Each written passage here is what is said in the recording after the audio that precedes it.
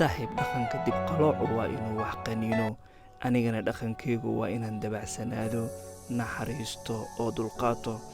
marka ma oggolaanayo in dulqaadka, naxariista iyo dabacsanaanta ay ka adkaato qaniinyada iyo cadhadu.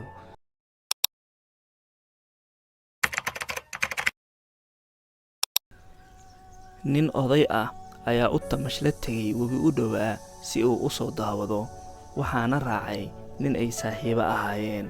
odaygii waxa uu fadhiistay webiga dhinaciisa, wuxuuna daawanayay biyaha qulqulaya quruxdooda, wuxuuna sanka la raacayay saxansaxada iyo udgoonka ka soo baxaya biyaha hareedda ah ee soconaya iyo dhirta ku hareeraysan ee uduga iyo ubaxa badan. wuxuu si kedisa u arkay dibqalooc biyuhu sitaan, wuxuuna doonay inuu badbaadiyo dibqalooca, laakiin maxaa dhacay?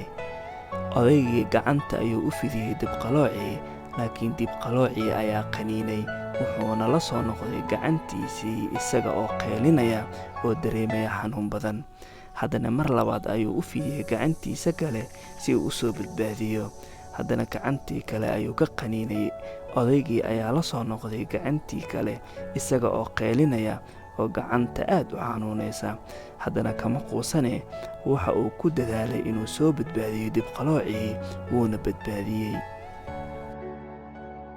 ninkii la socday ayaa weydiiyey, oday, dibqaloocan aad isku mashquulisay ee ku dhaawacay dhowrka goor, maxaa kugu kalifay? waaba cadow ku cunayee inaad noloshiisa badbaadiso mar, labo iyo mar saddexaadba.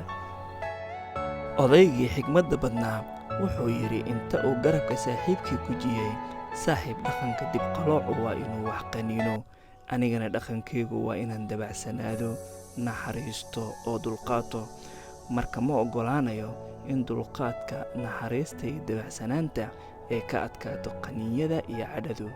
maxaase adigu u rabtaa in aan ku raaco dabeecaddiisa cadhada ah oo dabeecaddeeda aan beddelo?